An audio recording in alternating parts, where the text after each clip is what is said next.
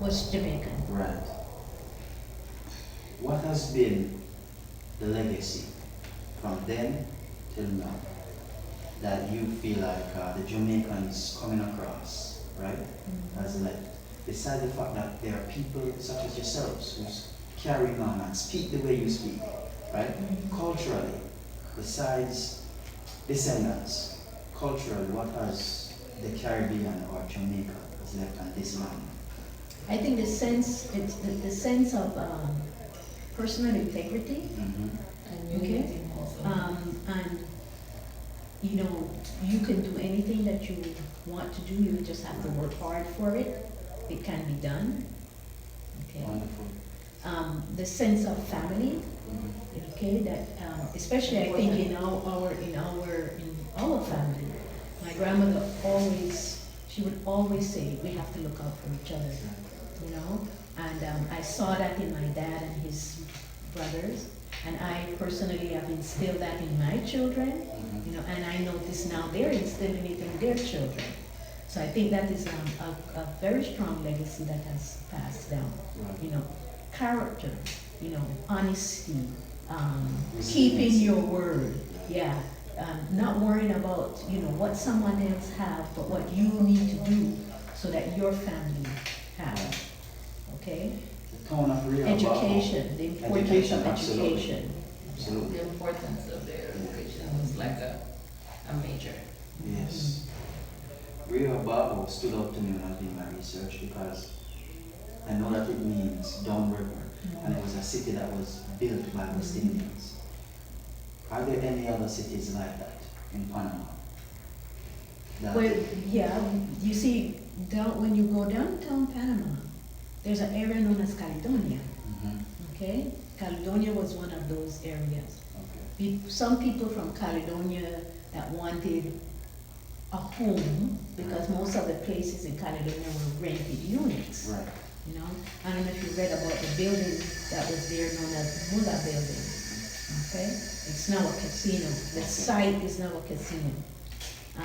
But if you have a chance, there's a replica of the building downtown in an area known as Los Fuegos. But that building, just about everybody that lived in that building was Jamaican, West Indian descent. And some of those people moved up to Rio Bajo, buying their land to build their home. Okay, that's Panama City itself. And then you have the Caribbean side. Okay, you have Colon. Right. Okay, and then I'm sure there's other areas in that side that we don't know, but all along also. Mainly Colon is. Yeah, mainly Colon is the all West Indian. Right. Of course, mainly West Indian. Okay, and then Bocas, which is you know, right next to Costa Rica. Bocas is, you still see a heavy, and the people's, yeah, everybody in Bocas speaks English, even the native Indians and the Cholos, they speak English because the people that are there are still speaking English. My first encounter with Panamanians when I left Jamaica, I noticed there was one thing in common with everybody. They spoke Spanish, but when they spoke English, it sounded like when people in Jamaica speak English. And I always wanted to know, so this experience for me is teaching me so much. Have you guys been to Jamaica? Not me. I've been to Jamaica. How many times have you been to Jamaica? 3 times. 3 times. Did you stay in, no, say 3 times? Yeah, 3 times. 3 times. Did you stay in a hotel or you stayed, where did you stay? The first time I went, we stayed in a hotel. My husband and I went for a long weekend, and we went to Sandals in Downs River, okay? Downs River, right? In Downs River, yeah. And, you know, we did a little tour. Then the second time we went back, we stayed in a hotel again in Negril. Right. The third time we went back, we stayed in a villa on the beach in St. Anne's. Right. Okay. What made you want to visit? Did you want to visit Jamaica purely for sunshine and beach, or there was something that you know? It was like, this is my heritage. I need to feel it. I need to see it. I want to. And the other thing is that I had found out that my grandmother, she never said this to us, but in talking to my oldest aunt, because my oldest aunt was really the one that was the historian in the family. Right. She used to give the stories. But Aunt Millie, and Aunt Millie would say, well, you know, Mama came from St. Anne's Bay, but Papa came from Port Antonio. Okay, and so it was, the last time we went back, it was my mission that I wanted to go to St. Anne's, and we found this place in St. Anne's. And I really was going to go and try and see if I could dig up some family roots or something.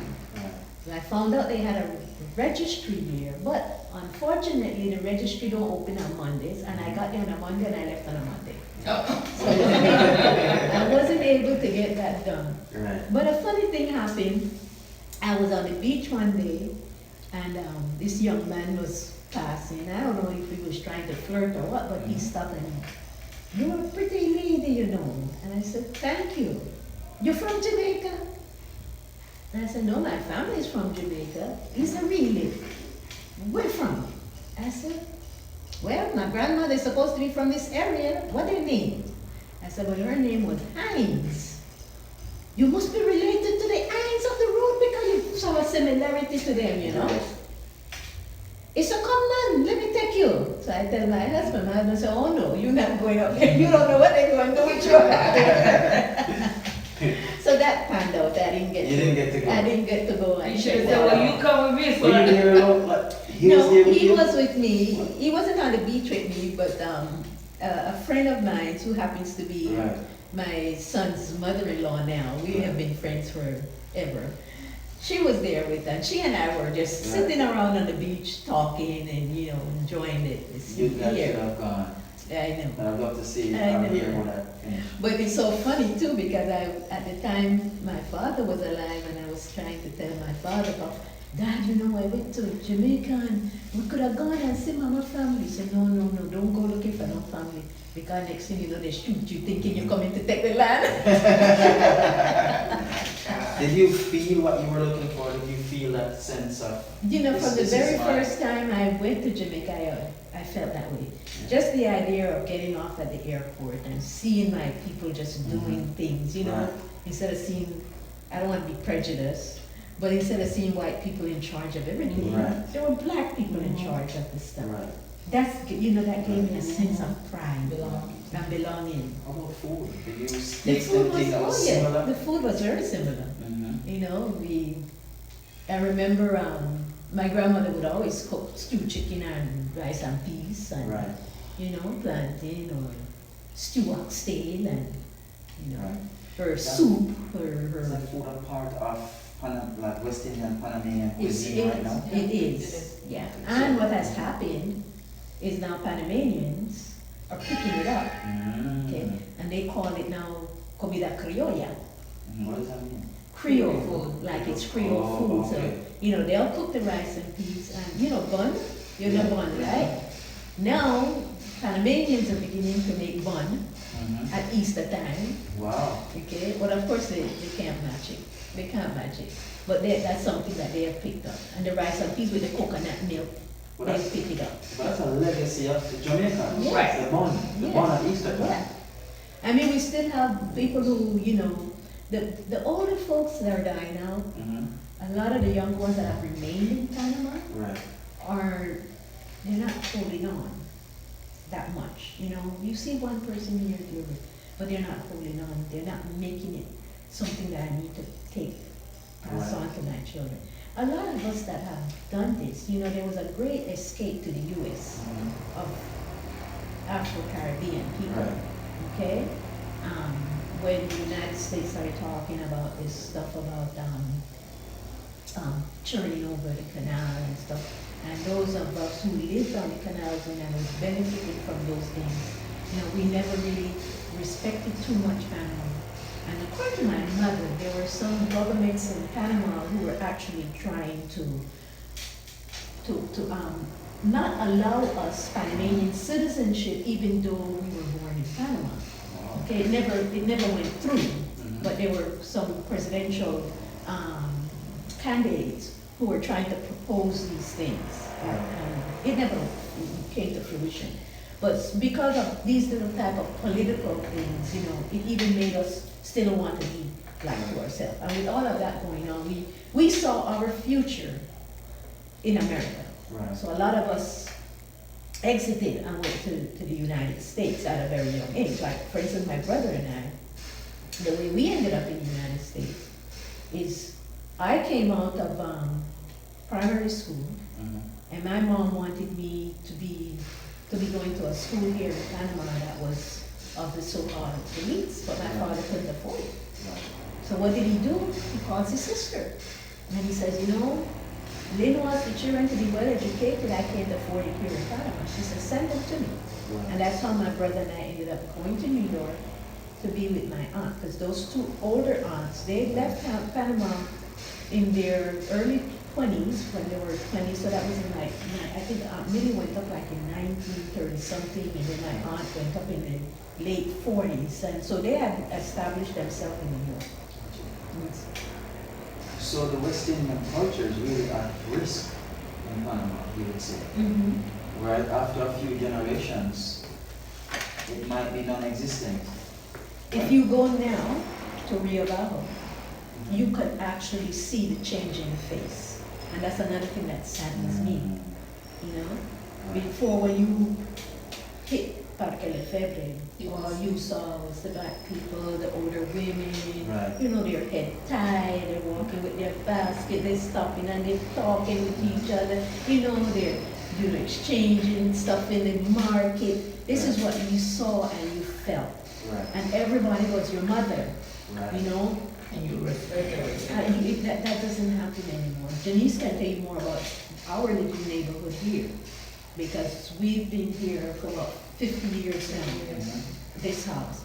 But this old area It's been changed. were West Indians over here, right here in front of us, okay? Small houses, just like what you said, this house, the houses were there, and everything's being knocked down. And So you see the changing face of Rio Bajo and Parque Lefebvre, and it saddens me. If something could be done right now to preserve the legacy, because from speaking to one or two people since I've been here, it doesn't seem like there's much done as a preservation. Well, there is some preservation that's going on, Right. okay, and we have to give credit to where credit is due. We have some people who have taken on leadership to preserve not only black history, but black Caribbean history, okay? We have a small museum in town. It's not open today. That would be nice for you to come on and visit today, okay? And the museum used to be the church that the West Indians used to go to. And it got remodeled and, you know, and there's what they call the Friends of the Afro Antillean Museum, okay? These are people who are Jamaican descent, who are trying very hard to preserve this history and this culture. We have a, what is it called? then The the church also used to be called, but that area, people always call it Washipali, because it was like, I understand, just like when the slave would be always singing when they're doing something, but they were sending message. But the same with the church. The real name of the church is White Chapel, but because they didn't understand, they named that area Washipali. Oh. That was the name of the area. But really, people were saying, we are going to the White Chapel. I understand. Okay. Oh, so, as Jamaican Panamanians, you guys say Jamaican Panamanians or you guys say Panamanian Jamaican? How do you describe yourself? Panamanian Jamaican. Panamanian Jamaican. I just describe as Panamanian because Panamanian. I'm more, I really didn't relate too much with the Jamaican, mainly because I was so close to my mom, and precisely my mom was from the area where Fina was talking about, the Mila building. Because we wasn't in the Canal Zone area, she was over here now in the city, was also West Indies. You see, her parents came from the West Indies, from Saint Martin, Right. and Saint Lucia. Okay. So, and most likely they also, I know that my grandfather was what you call stowaway. Stowaway. Yeah, Came over on a ship illegally. yeah, because he was hiding from his stepmother Right. that was going to be, my grandmother used to tell me all the stories. Right. And by hiding, he hid and he fell asleep. But that ship sailed. Wow. So then that's how he ended up in Panama. What a story. Okay. I want to thank you, ladies, for having this conversation. Right? But I always end my, my little interviews by asking, what is your favorite Jamaican word? Nah man. Nah man. No man. No, like no man. No man. Nah man. Alright. I don't have one. That's like I said, no. But I have, my desire is to go to Jamaica. You have to visit. Yeah. You have to go before 2017 is over. Yeah, but I don't know. It's only like 3 months, so I don't know. No, it's 2017. Yes, no. Next year. That's in my bucket list. And you have to bring my friend with you.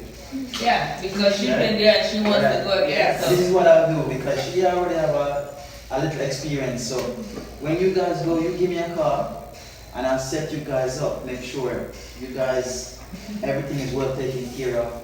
From the pick up to the airport to the drop off back at the airport, you guys will be in good hands. Well, I have to make sure I keep this because